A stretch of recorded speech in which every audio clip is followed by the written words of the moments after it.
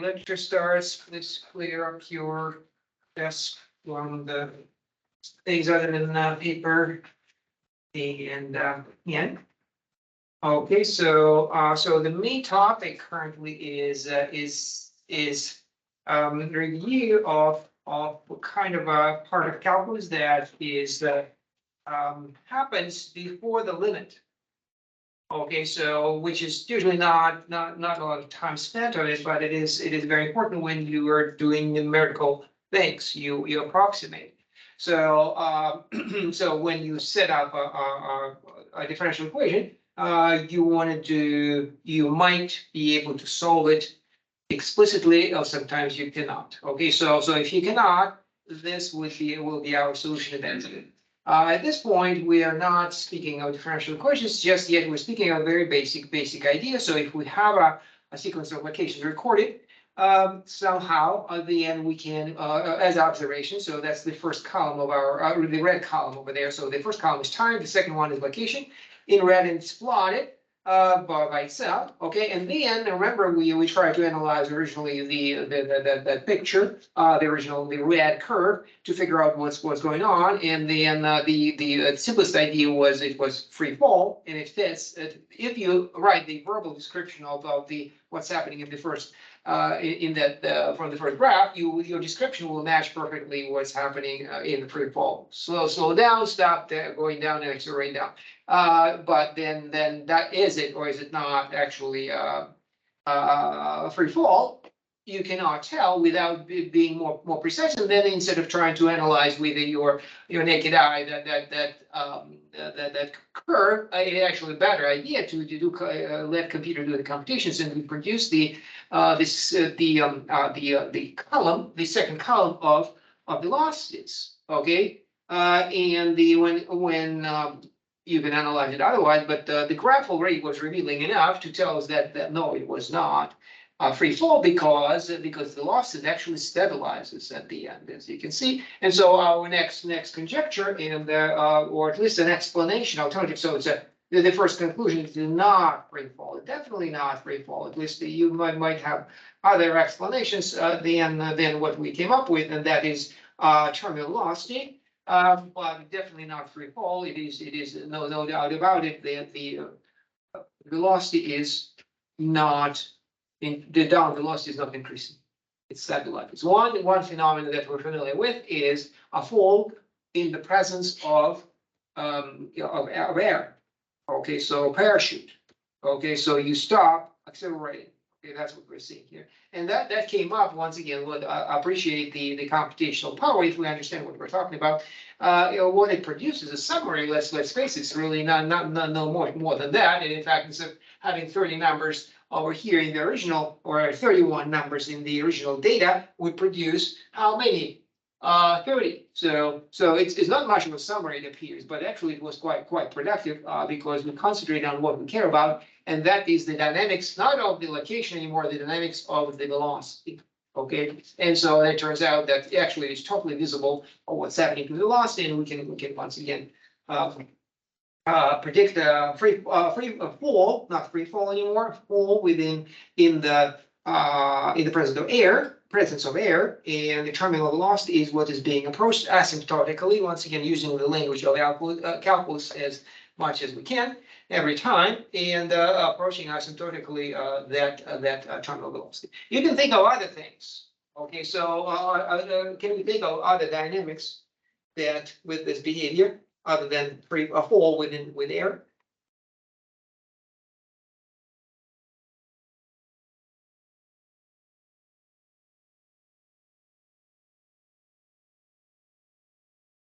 How about maybe rather than a natural phenomena, maybe a device?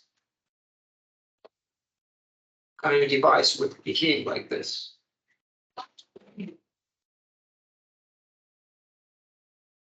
I think it says is it what's on the door? What's the sign on the door there? What does it say? It says keep it open. Unlock.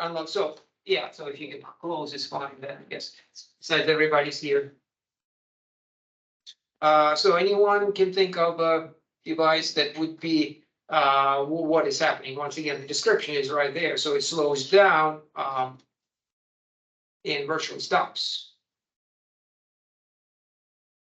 Well, that expectation was you expect that behavior for certain devices, maybe suspension, right? So there's a bump on the road, and then you wanted to observe, and then then it kind of have to stop. I mean, so if you were suspension, if you just have like springs, okay, well we'll see that shortly, that kind of model, and if it's just a spring, it will start oscillating. Okay, so you have to lose energy somewhere, and yeah, so some of the devices will be designed exactly the same way to produce this effect. So slowing down and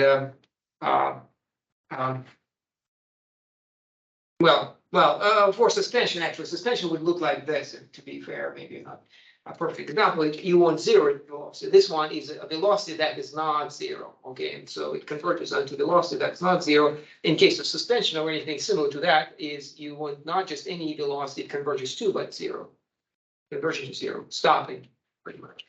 Okay, anyway, so the value of this is obvious, and now we flip the script or flip the coin to look at the arrow going in the opposite direction. So flip it. If you once again what we're flipping from calculus 1, once again displacements or just the difference. In other words, for it, that's what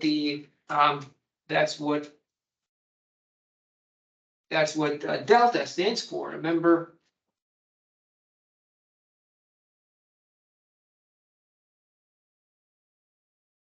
So remember what the delta stands for difference. That delta, remember? So and then so that's a displacement that we've had here. The difference is that because of the unit of time was used for time, one at a time, that we did not have the numerator. I'm sorry, the denominator, which also has a delta there. So you have two deltas, so you say difference.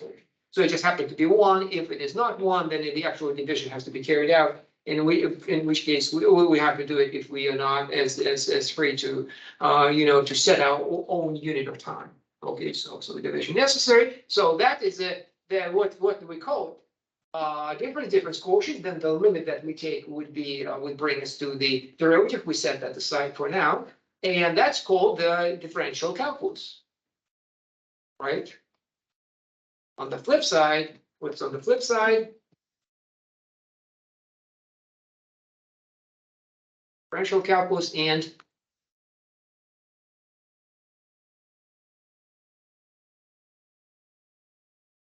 the opposite of differentiation. Oh, integration. Integration. So yeah, so you cannot, just like a coin, you cannot separate them. So differential integral calculus, they only make sense because you study them kind of in a consecutive manner, but really it's not. It doesn't mean that they're inseparable, but chronologically speaking, it makes sense to speak that way. And the problem it solves is entirely different. So let's see if we flip the story now going backwards. So the story that we started with is when you know velocity and find location. Okay, so the story then is entirely opposite. If it was here from observation to summary analysis,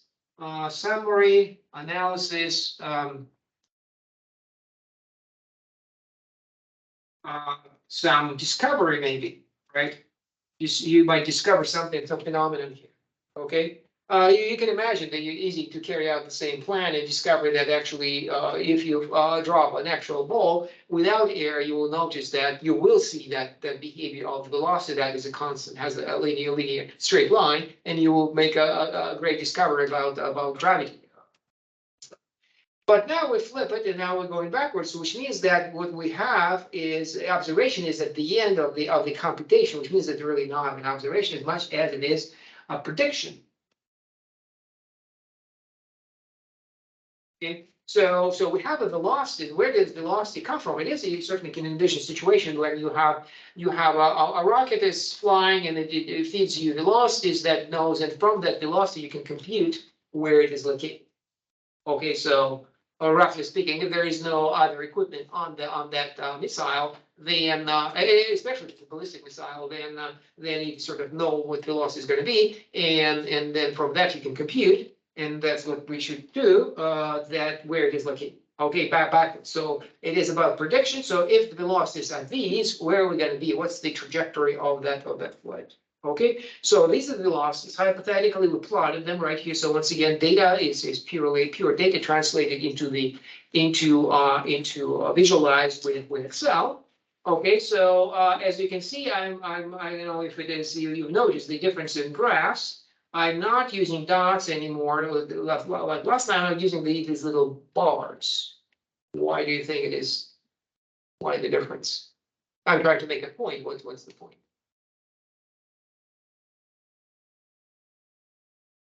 Different intervals of time rather than. It is over, that's right. It is over the intervals. But we assume that during that interval of time, this was the velocity.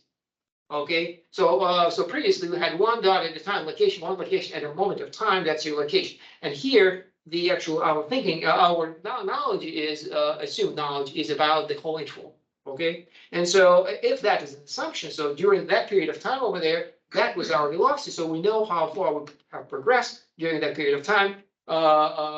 Based on that knowledge, we can compute it. We can certainly analyze it qualitatively as we did last time at the end. So remember what the description was. We were trying to plan a flight and how starting zero velocity, slowly accelerate, and then acceleration stops, and we decelerate to zero. Okay, so these are velocities starting from zero, ending at zero. In the middle, we're going at the fastest possible speed, and so we might try to imagine what our we want to predict what's going to happen. If this is our plan, what's going to happen? And once again, you can go qualitatively, and you can roughly imagine what the graph looks like. What does the graph look like?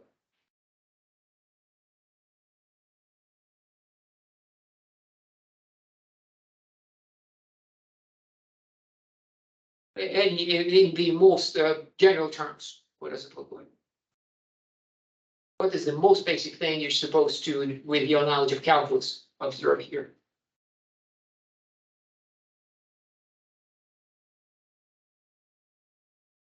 Velocity is zero, then higher, then maximum, then lower. Then all of these are important facts. But what's the most important thing about velocity? Remember calculus 1. If you look at the derivative, what's number one thing you look at?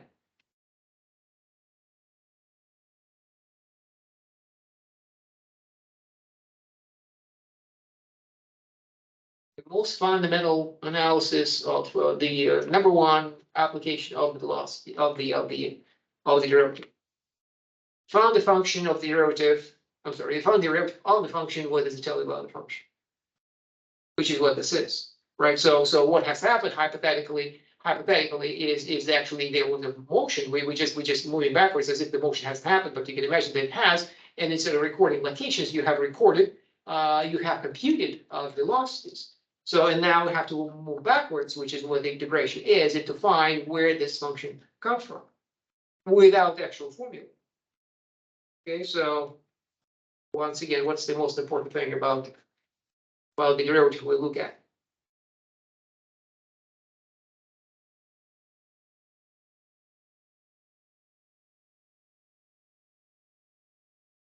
Okay, so what's the direction of the flight? Or directions? What does it change directions by any chance? The velocities are all positive, so they keep going the same Right. direction. Exactly. That's it. So that's the basic thing. The velocity remains positive, therefore you will be always moving in the positive direction. So in positive direction, what does it tell you about what does the shape of the graph look like? What's the word for moving in the positive direction in the kind of a mathematical sense? In the mathematical terminology, what's the mathematical terminology here? The derivative is positive, therefore the function is Increasing. increasing. Right. So you will go in roughly like this. there might be wiggling. That's the second question. That's a deeper analysis, but that first level analysis is to conclude that you will be moving forward. And so as you can see, it takes some effort actually to figure out what's happening, especially beyond that level one from a picture. But we know what the answer should be probably is trying to eyeball the graph. Let's just compute and see what happens. And what are we computing? We're computing the next location. So the velocity is known, the interval of time is known, the initial location, let's say, it is also known, and then we know that if in the beginning, look at it, if you look at the table on the left, so during the first minute of time, the velocity was 10, feet per minute. So after 1 minute, we assume that we're gonna be at 0.1. Okay. After 2 minutes, where are we? 0.2. No. You have progressed 0.2 during the second minute. So altogether, 0.3. 0.1 plus 0.2 is 0.3. So once again, each two cells here is in reference to one interval of time, and then they start to accumulate. Okay, so it will be 0.1, 0.3, 0.6, 0.99. Okay, I'm starting adding these. That will be your trip. Okay, so roughly this might be what's happening here. If you try to ahead of time to try to figure out what kind of motion that might be about, but let's just go strictly with computation. This is the computation. Once again, is executed with Excel, and that's why the numbers don't add up entirely, because they round it up. 0.1, add 0.2, you get 0.3, add 0.3 is supposed to have 0.6, but because it's rounded down, it's 0.59, they add 0.39, you end up with 0.98, I add 0.48, and so forth. Okay, so the velocity is really the displacement, and you just add up a brick on top of a brick, you know where you're going to be at every moment of time into the future. Okay. And then, well, once again, it is the computation. It is truly elementary. It's nothing but consecutive addition.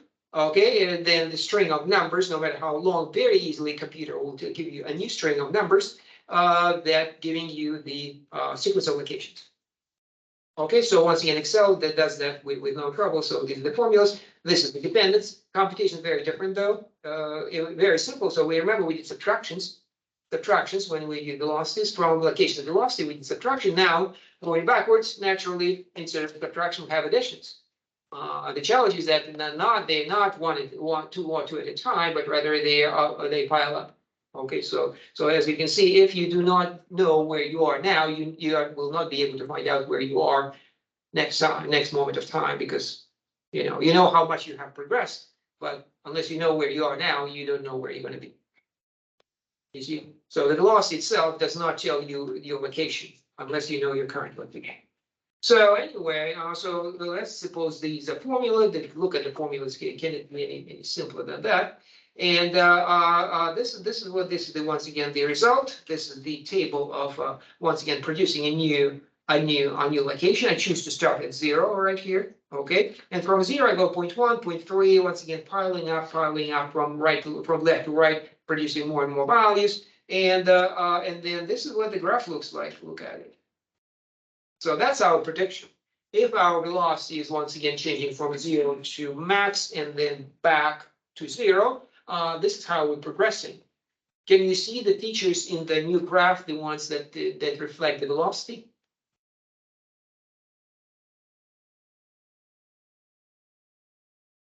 So the fact that over here we're moving real slow, how is it reflected in the second graph? You see it? What is it? Kind of like it's not really going, like it's not as steep as it is. Yeah, it starts very slow. In fact, if this was a curve, we would say, well, the slope is 0, right?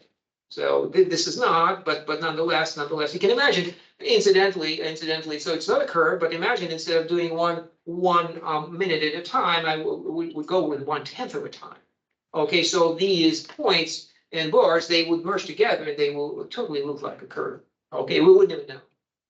Okay, so we'll see that a few times, but this is so, so once again, the problem has been solved. If we have, no velocity or planned velocities, we can produce for these simple computations, we can produce the outcome of our flight. Okay, so that plan is executed. Sigma stands for sum, naturally. And the only difference is that sometimes instead of looking at displacements, so you take the displacements, sequence of displacements and add them together. Remember the sigma notation. Remember the sigma notation, everybody. I hope. Sigma notation, right? Summation from 1 to n, and that gives you the nth location. So it is a sequence, and so the nth location is given by adding together n displacements. Okay. In case you have your time is not unit intervals, then you have to actually look at the velocity rather than displacements and add them together. You have multiplication by h comes into play then. So these two things are equal to each other. So this one, and that one are the same, except so velocity multiplied by time gives you the displacement. And this is a plus kh. What is it? H is our interval. Once again, I don't have a little picture here. So this is what we're doing here. An interval of time, and every time we progress one h at a time. Okay, and so that's my time. And then so either the velocities are known then in the reference to each of these intervals. And then whether you have h is equal to 1, okay, so this is if h is equal to 1, then we have what we just analyzed here, and that produces gives us the location in this manner, and just adding things together. If h is not equal to 1, then there is a multiplication involved, and in which case it's just by a tiny bit more complicated.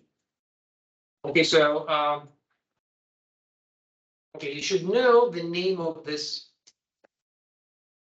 expression, the very last expression.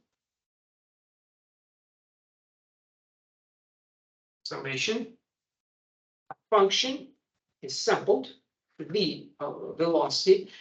So hypothetically, the velocity is changing continuously, but we only look at the speedometer once in a while, and so we're sampling the velocity, and then we'll multiply by the time interval. So that's the interpretation of the of that calculus idea in terms of motion.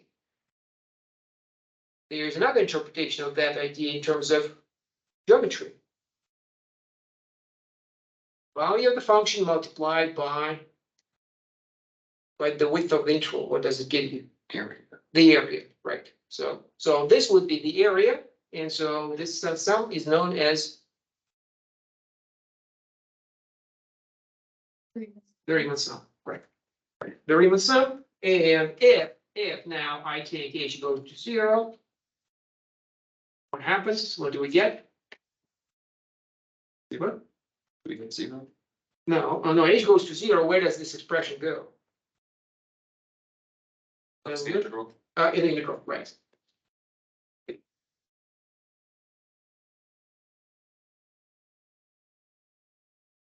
Okay. So once again, we are doing the limit calculus right now. So incremental motion, and then we'll get to the continuous calculus later on with the limits. But right now we just stick to sort of the computational side of the story. Okay, so Riemann sum, indeed. So all of these are familiar. So differences, difference quotients. Okay, then displacements, and in terms of displacement, in terms of total displacement, in terms of incremental displacements, and then total displacement in terms of the velocities. Okay, so all of these are concepts from calculus 1, except we not usually dwelled on because quickly going to that last step, taking the limit and then living in that's the challenging part of calculus. But right now, we're trying to keep it simple. Okay, so the computations, yeah.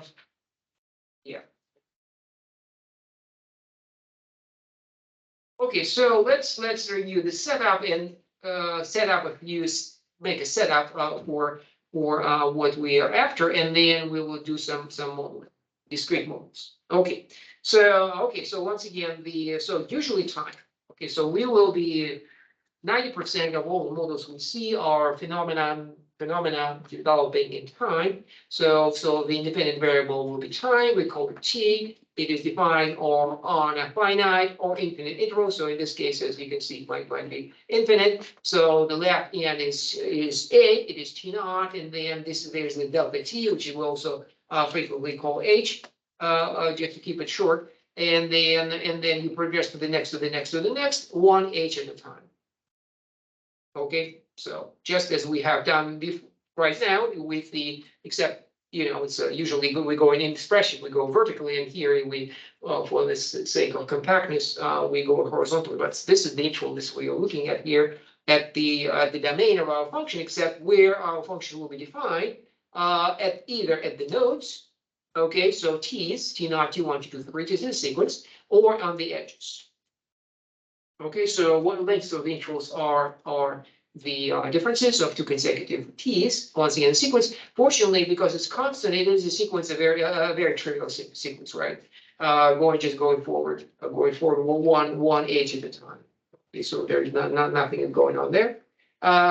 So then the dependent variable is y. Okay. Why is it y? Why do we call it y, not x? So it's clear why t is for time, because it's t stands for time. Why is it y, not x? Where is x? Is there an x?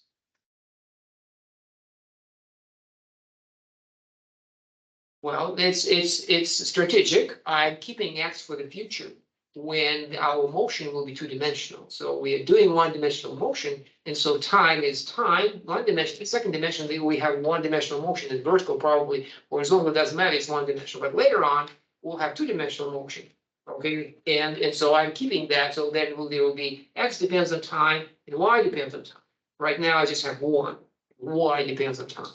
Okay, so if we throw something, we're throwing it up, we're not throwing it forward for now. So we are not, so which means you can see how limited we are for now, because if we're only doing one-dimensional motion. But that's just that's okay for now.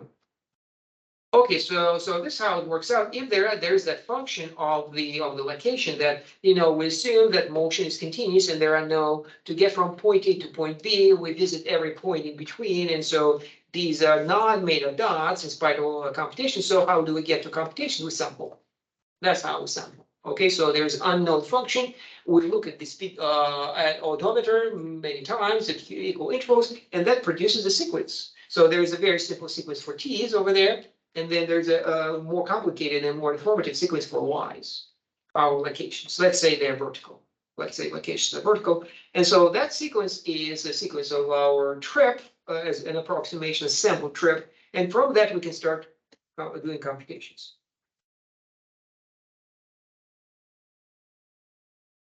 Okay, so then based on this, we already know what we can compute, and that is so we have a sequence of y's, and now we're producing a new sequence, just the way we have done it a few times already.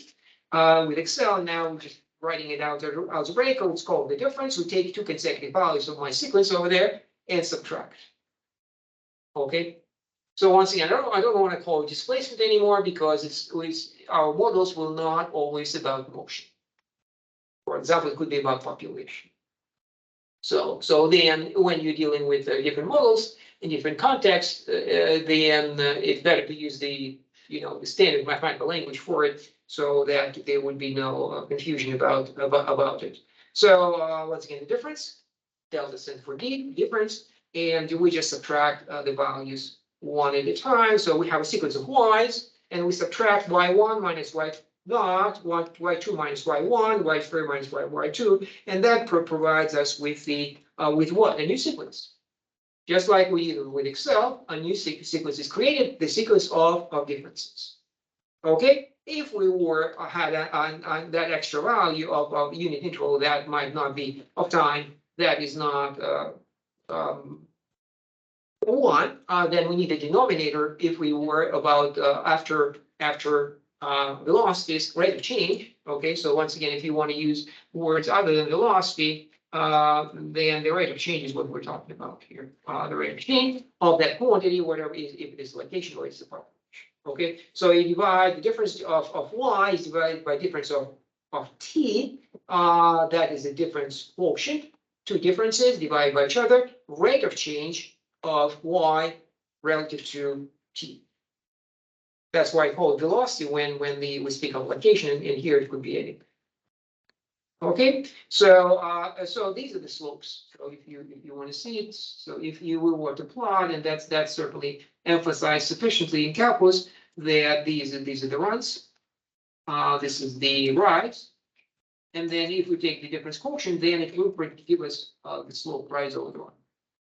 Or that slope, or that slope line. Okay. So I hope this looks so far looks familiar. Okay, so once again, we have a new sequence, and so now on the flip side, what if the slopes were known? Then how would we find the graph? And so the answer is here. Okay, going the opposite way. If we know the deltas, okay, we just add them together as if stacking bricks on one or the other. And that also creates a new sequence going backwards. So just the two sides of the coin we did from location to velocities and backwards from velocities to locations. That is reflected in this computation, which mathematically speaking does not have to do anything with motion. But nonetheless, it's addition, and this is what the Riemann sum is. We multiply delta yn by delta t. I'm sorry. There is no delta.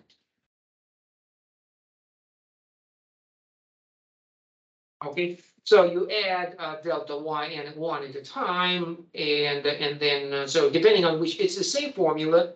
Over here, I'm using the formula here, or I'm using the formula there. It's the same formula, except you just decide which part do we know. Do we know, if we know location, we find the velocity. If we know velocity, find the location. Either way. Okay, so I'm afraid I'm missing one formula here. Yn plus 1 is equal to yn plus vn times delta t.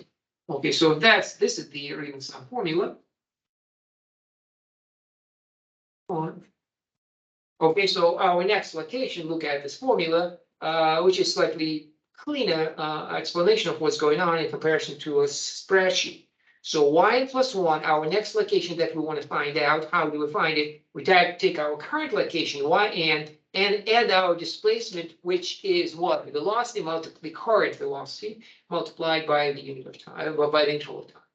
Okay, so that is how you would be computing it. This is the Riemann sum without sigma notation.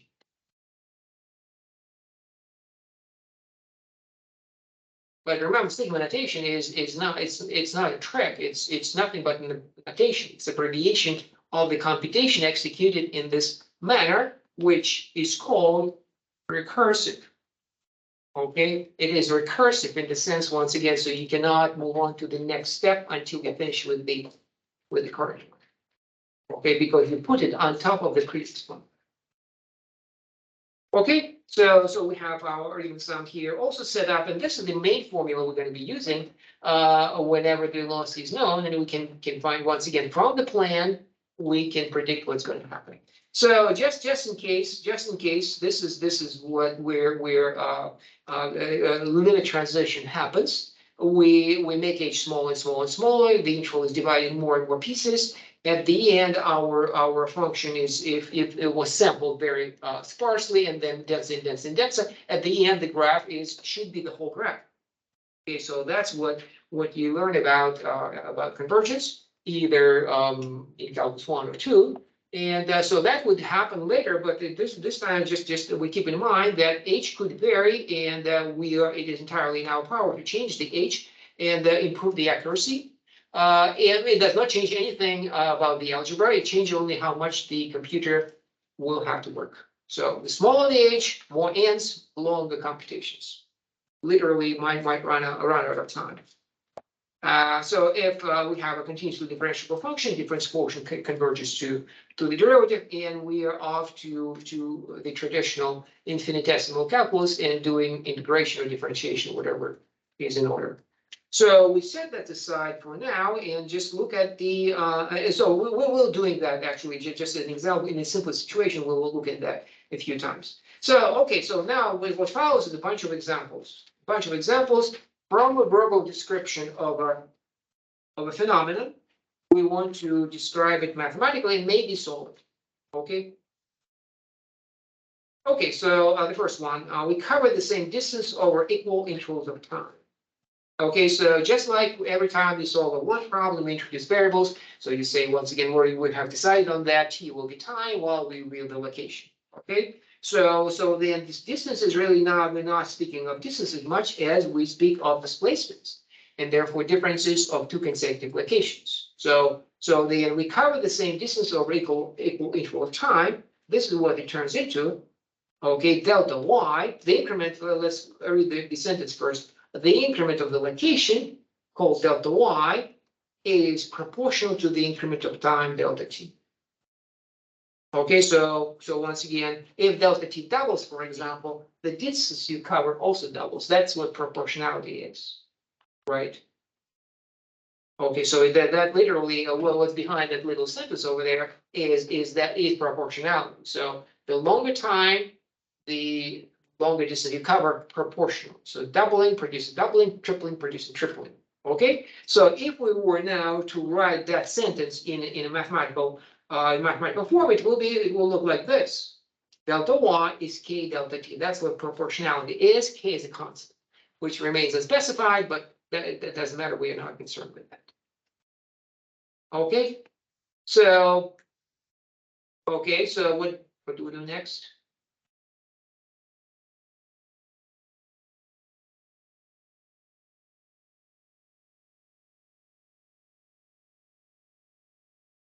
So what is the translation has been finished. So that's the main part of the current topic is setting them up, and so it has been set up.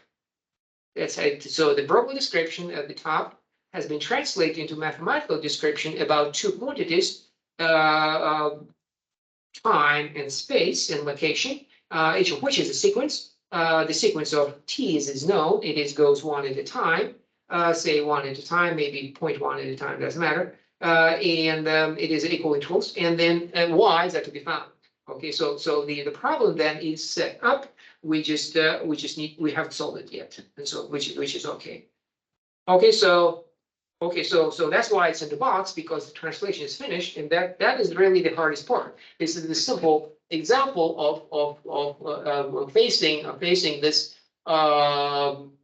challenge of translating life into mathematics. Okay, so this simplest, and then we have a bunch of them every time. It becomes more and more complicated, and we have to adjust our analysis. Fortunately, that's the hardest part is here. So once again, delta y is equal to k delta t. So the distance that you cover on the left is proportional to the time that has passed. Okay, so let it aside, and we won't forget about it, what it is here. Now let's model, maybe let's do simulation is a better word. Rather than trying to solve it, let's do simulation, meaning what? A numerical experiment. Okay, a numerical experiment, simulation / numerical experiment. Because at this time k varies, and we have specified k, so the dynamics might depend on k, obviously, but we pick a particular value for k, we pick a particular value for h, and just so one specific situation can be taken from this, and then see what it produces. So we unpacking. So y plus 1, that's what delta y is. This is like a summation. Once again, the next location is equal to the previous location. The next location is the previous location plus delta y. Delta y is known. Okay, so that's the good news. We can find the next location because we know our current location, and we know how much we have progressed. Okay, so All right, so that's all there is. If we pick initial location, then we will initial value our sequence. Okay, so our sequence is defined in this indirect way. We're progressing forward one step at a time. And so let's do it. Let's do it. So this is my formula that hypothetically gives me the whole sequence of locations. Okay, hypothetically, because once again, you have to carry out these computation, and probably if the enough numbers are available, you have to do it by hand. Okay, so yn and then the increment of location is k times delta t, isn't it? Okay, so is there a direct formula? Maybe not. We'll look into that later. But once again, we are doing things in a not trying to be inventive or anything like that. We just have a formula. Let's use it and let the computer do all the hard work. So brute force. Choose k equal to 2, why not? And then you can actually guess what k stands for. What's the meaning of k?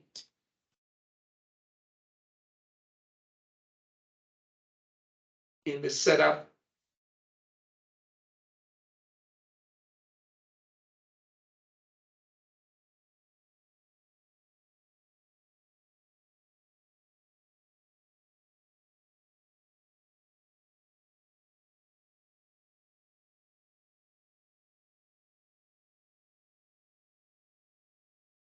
So I'm multiplying, look at it, I'm multiplying the length of the interval of time by k to produce the interval of space.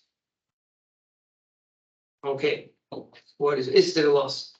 It's the velocity. That's what that proportionality between time and space is the velocity. Okay, so that once again, that's our inside. It's all good, but we are ignoring that altogether and just brute force. Just plug them in. K is equal to 2. I choose h2 to be equal to 0.2 just to make a picture of kind of a dense. And then this is my formula now. So h time, look at it, once we know that k is specific because it's proportionality constant. So that's the whole situation remains the same. H is also to be constant. So every time as we move on to the next location, we simply add 0.4. So we go 0.4, add 0.4, add 0.4, add 0.4. So it's a linear sequence. Okay, so here's a bunch of them. You can certainly guess what this is. Linear sequence because the increment of progress is a staircase, but every time you progress by the same amount, which means that all the points will lie on the same on the straight line. Okay, so why do I have several lines? Why do I have so many points here? Shows different starting locations. That's right. That's right. So one thing that I haven't specified is the initial location. And so depending on wherever you start, you have a different color. They are in yellow, the initial conditions right there in yellow. And therefore they produce different paths, even though they're, as you can see, they're totally identical in sense of straight lines. Okay, so these are the simulations. So the dynamics is very simple, boring. And so, well, that's really all there is. But to wrap it up, how we will make it more and more complicated every time. But to wrap it up, the velocity is constant, is how you would describe it in physics. And then if you divide by delta t, our equation of proportionality becomes k, the velocity expressed in terms of delta y over delta t. We take the limit. Okay, so let's translate that incremental problem that we started with, and then we carried out the simulation. We already can guess what the answer is, but let's complete it, and they just take the limit, and so the derivative is equal to 2, right?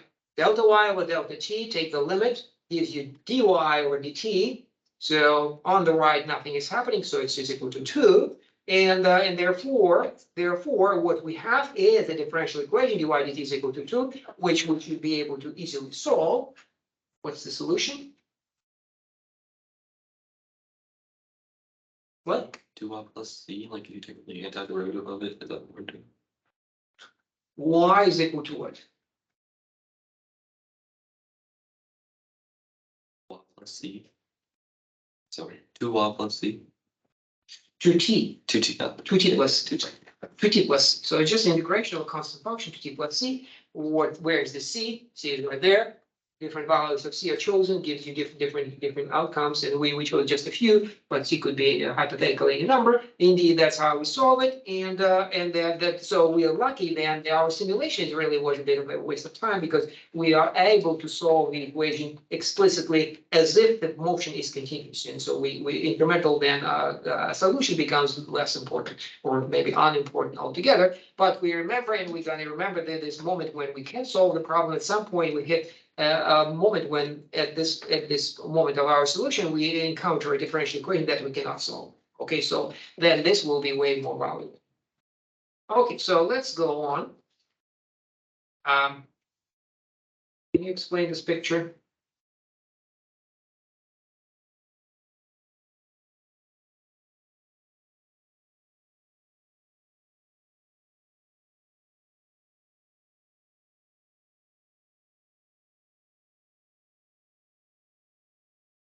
Well, just take a look at it. So there is something actually. So let's just move on to the next example. The velocity depends on time. Okay, so it was a constant velocity, and now we know what the velocity is, and we just say that velocity does depend on time. It varies from moment to moment. Okay, so but it does not depend on space. So that's what we started. You remember on the first day, we had that it doesn't matter what velocities are you supplied with, as if they depend on time, you can produce a solution in the incremental way. And that's what we were doing exactly that, but just one more time. Okay, so there are no restrictions on the nature of these dependence. Okay, so it was now a very simple dependence in the previous problem. Here it is a very simple, there are no restrictions. Okay, so if the loss is supplied to us with a function, how do we, let's set up once again, set up the problem of we want to find the location. So let's set it up. Why is it blue? I need more green anyway. Okay, so that's what it is. This is my velocity. It happens to depend on time somehow, and then my location is y.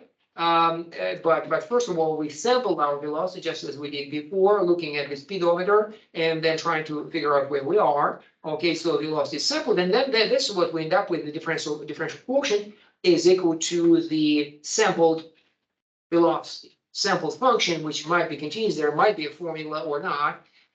It doesn't matter. We have produced a sequence of velocities on the right, where n is actually stands for time, moment of time, and so the formula is available. That is to be it is a differential equation, even though incremental. And so while we're supposed to find that sequence yn, so the sequence of differences divided by delta t is known, and we need to find the original sequence it came from.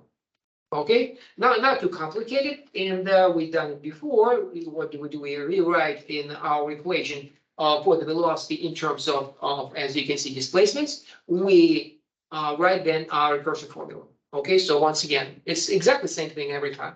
The next location is the current location plus the displacement, which happens to be the velocity multiplied by time. Every single time, the same thing. Okay, so so that is sufficient. This is sufficient for us to, because ftn is known, it is it exists in the form of a string of numbers, and then we can just go on and compute yn one at a time, progressing forward more and more. Okay, so let's try to visualize the problem we're trying to solve. This is my app. I have sampled it. You see those dots, and then as we did it already once, is we could actually speak of some positive things about the motion by looking at the sign of the velocity, right? So plus and minus, so we're moving forward first and then backwards. So we're moving forward and then backwards. Can you guess? Can you make another guess? Forward and then backwards, where do we end up? Where you start, can you make an argument why it is why? I mean, forward and backwards. Why don't we overshoot it, or why do we? It looks like we're coming back to the same place. And you make an argument why it is the case. Why the picture that we're looking at over here looks like you will come back to exactly the same spot. Forward and backwards.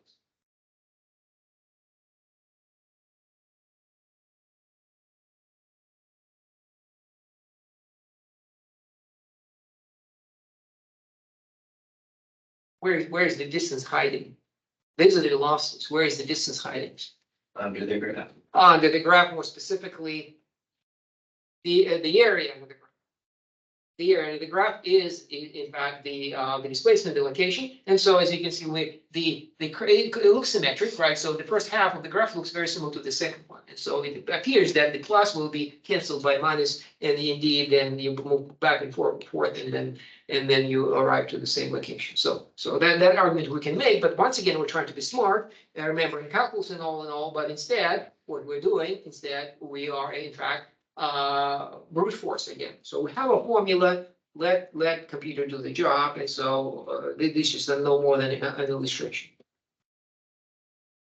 So a computer, well, actually, a computer will do it for us a bit later. Let's try to imagine what computer would be doing, or rather, what we would be doing if we were did not have any formula in mind and only have a string of numbers. How do we plot the graph one point at a time?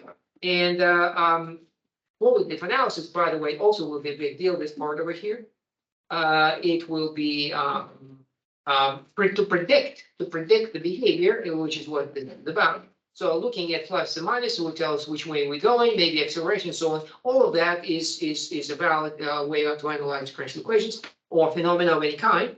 Here we are. Let's do a little bit different. It is we're doing what computer would be doing. But we let's do it by hand, so we would know what's happening inside of it. So this is my function f, and it's velocity. I colored over there at the top, red, positive, blue, negative. Okay, so and then here is where my answer is supposed to be located. Okay, so this is the velocity, and I colored the whole field. So my sequence is located here. So because this is time and this is location. Okay, so there is a somehow graph going through, and we also know that it goes forward and backwards, roughly speaking, should look like this.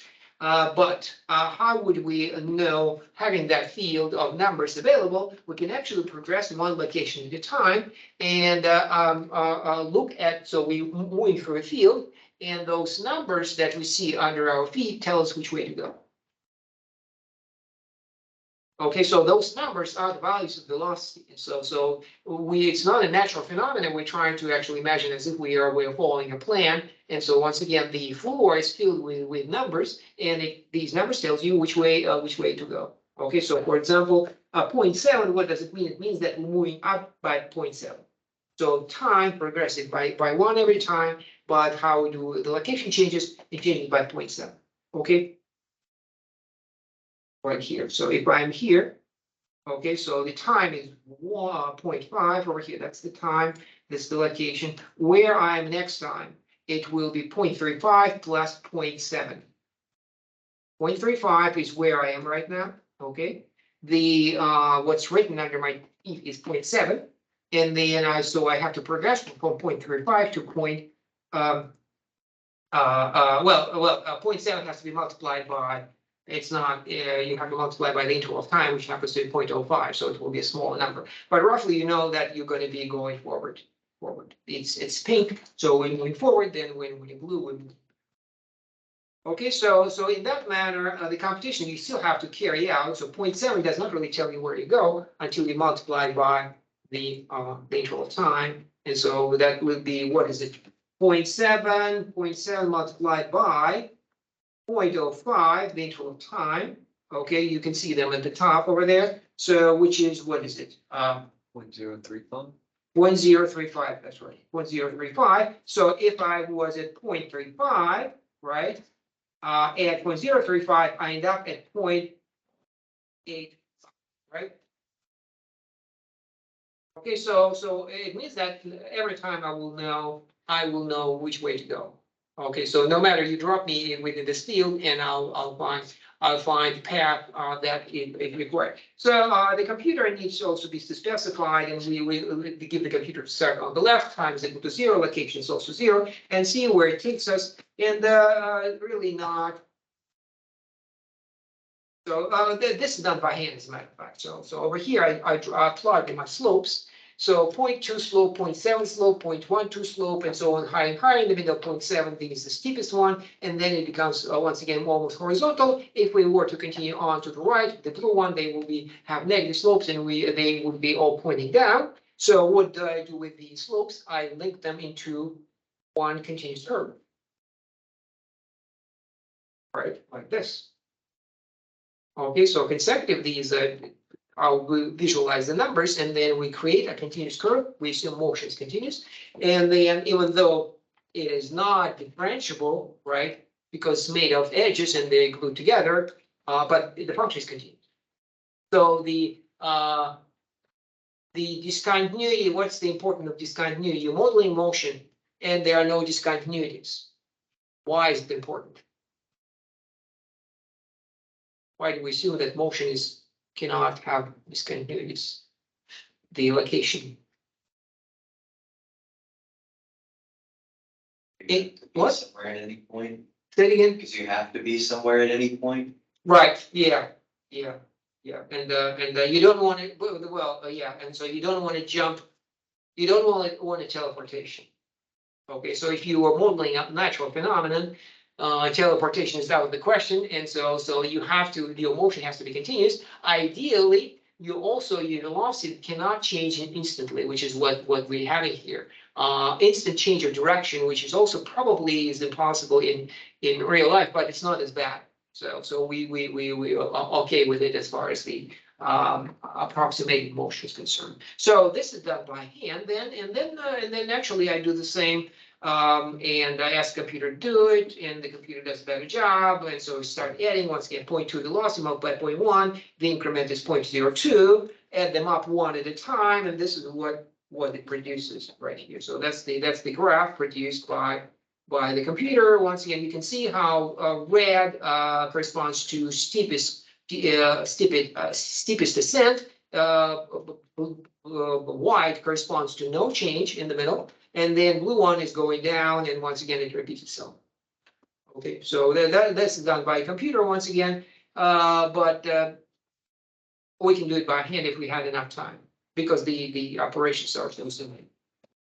So this is so the simulation has been carried out. We specified what our function A was. We specified delta H, which is 0.05, and then so we're done. So the problem solved. It's one instance of our simulation. So there are a bunch of them. So every function will produce a different dynamics. Okay, so we solved only one version. So it's maybe not satisfying, but it certainly might be very revealing about what the possibilities. So then we try to get lucky, and we turn towards the limit. So we take our difference coefficient equation and take the limit and see if we can do anything with it. Okay, so we take the limit, delta y delta t becomes dy dt. So then we have dy dt depends on the function that is a function of t. So that probably might be solvable. So we're looking for y with assuming the knowledge of f. How do we solve it? Came up a minute ago. How do we solve it?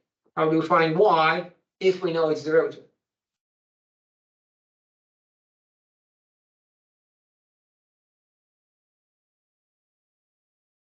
So we stepped away from this. So it's not a sequence anymore. So we decided, since we know f in its entirety, so we are not sampling anymore. F is defined at every point. We even have a formula for it. Okay, so hypothetically, if there is a formula for it, how do we solve the problem?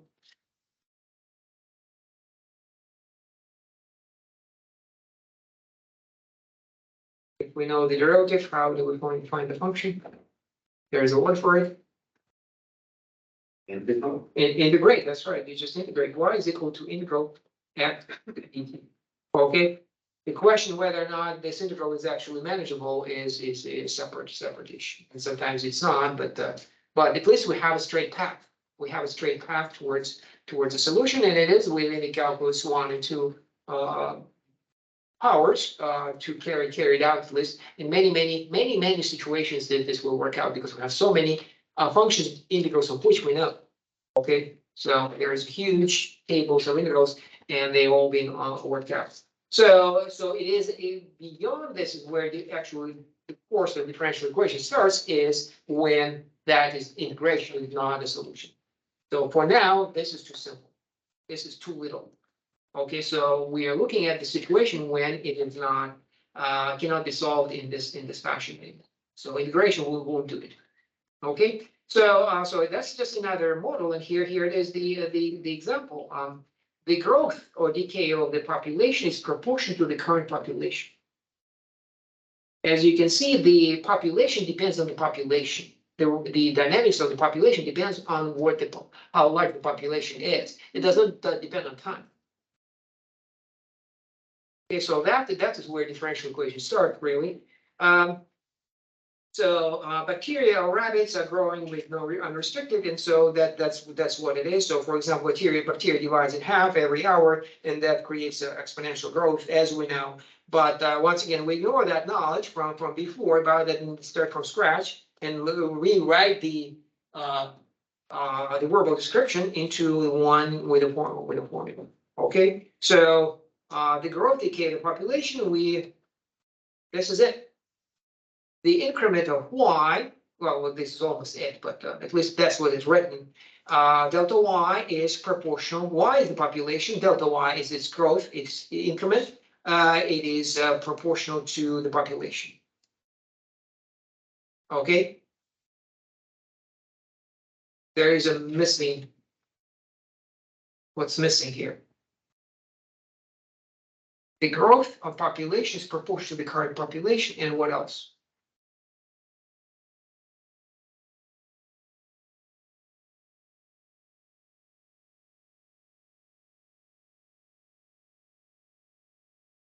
Time.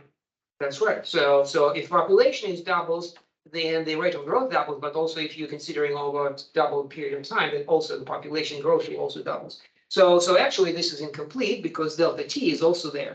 This is the complete formula. Okay, k times y times delta t. So it looks more complicated, but on the other hand, now we can see how we are in a similar situation to what we had before, and that is delta t will be in the denominator again. Okay, so that's the rate of growth once again will be explicitly present. So the right-hand side function is this ky. That's what derivative will depend on. But once again, before solving it explicitly, let's just do the brute force sequence and see where it takes us. Okay, so once again we plot we have a field through which we walk, and once again every number indicates which way we're supposed to go, and there's always a growth. And when the population is low, right here, so this is still time, and this is the population. Okay, when the population is close to zero, the growth is slow, and when it's higher, the population is fast. So the cells are colored. If you have used, I hope you have used the Excel, and it has this ability to color cells according to their values, and that's exactly what we see here. At the top it's pink and red, so it's growing faster. It is basically you can think of it as also as a function of two variables. Okay, so it's also another ability of Excel is to plot graphs of functions of two variables as surfaces. So I'm not going to emphasize that. Once again, it is slightly in the middle, roughly, of calculus 3. So if you haven't seen, I haven't seen that yet. So that can wait. Okay, so let's execute.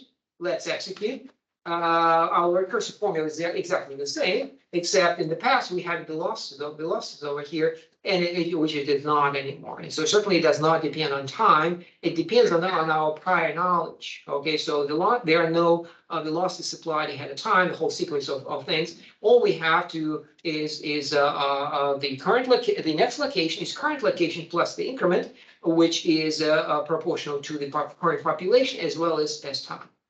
Okay, so once again, not trying to analyze it early on. Let's just pick an initial condition here. I actually do not choose an initial condition here, but I do choose k is equal to 0.2, choose h equal to 0.1, and just carry out these computations 3 times for different initial conditions. Okay, so once again, it's nothing but the sequence, and you can see as we predicted by our qualitative analysis, it's in the beginning it is slow, and then at the end it is faster. And so there is an acceleration. You can when you see fast growth, you call it exponential growth, but the reality is, why do we call it exponential? Well, why do we call it exponential? Just each time you do it, it'll grow faster the next time. Yeah, well, the x squared has the same problem. So we're not calling it quadratic. How do you know it's not even quadratic? Looking at the picture, so our parabola would look pretty much the same. But we know that's not quadratic because what? Because the model tells us. So we know that this cannot be quadratic, but just telling us that there's acceleration there, it does not tell us that it's necessarily exponential growth. We know that exactly we have a acceleration when the free fall, right? But it accelerates quadratically, not exponentially. Actually, it refers to the exponent. Exponential growth refers to the exponent. And you might at some point we'll see what it has to do with anything. Or remember, geometric sequence is the same as exponential sequence, and it is all about multiplication. And repeated multiplication is the power, also known as the exponent. Okay, so if you multiply 10 by 5 times, right? It will be 10 to the 5th, and that 5 is the exponent. That is the time how, or let's say 2. So population has doubled 5 times. So you multiply, you take 2 to the 5th power, right? So that bacteria that splits in half every hour. So after 5 hours, you multiply by 2 5 times, or you take 2 to the 5th power, and that's exponent, and therefore the growth is exponential. Okay, so that's the exponent we're referring to. Maybe it's easier to think about 2s. So once again, the bacteria, 2 to the 5th. So the model tells us, the picture itself does not tell what kind of growth we have, but the model that itself does. And how you can have a bunch of them. You can have negative case too, that's on the left, on the right, which is, what's the meaning of that?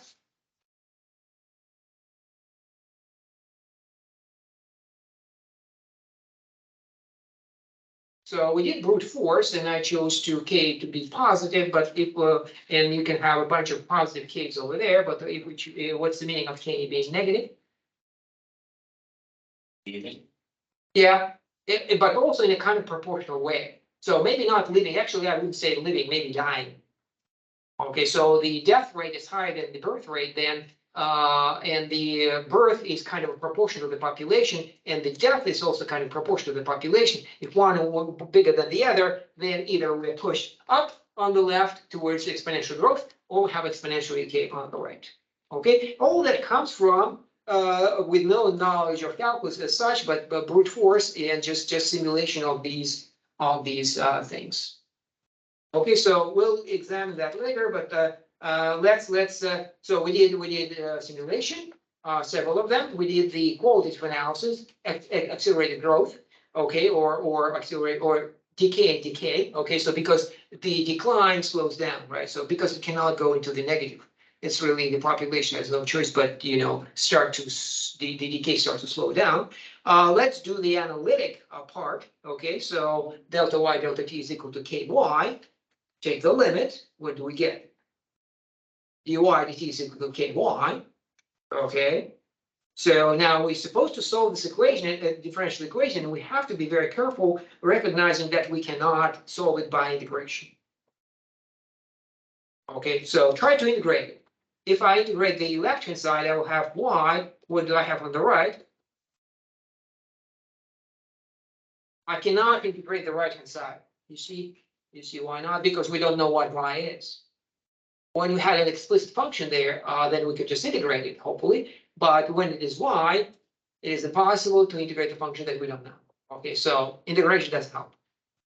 Fortunately, so we'll look into that later. But just as always with integration, we remember differentiation in the past, and we know what the answer could be. The derivative of the function that is proportional to the function itself. And we just know the answer to that. If you've done differentiation before, y prime is equal to y. The function equal to its own derivative. E to the x, that's right, e to the t rather. Okay, so, and so that's how by just remembering past experience with differentiation and integration, we can actually solve the problem, even though there is no standard way of doing it. Their integration is not helpful, but we have solved it. And so all of these are exponential curves. Okay, so I'll stop here. This, next questions if you have still here.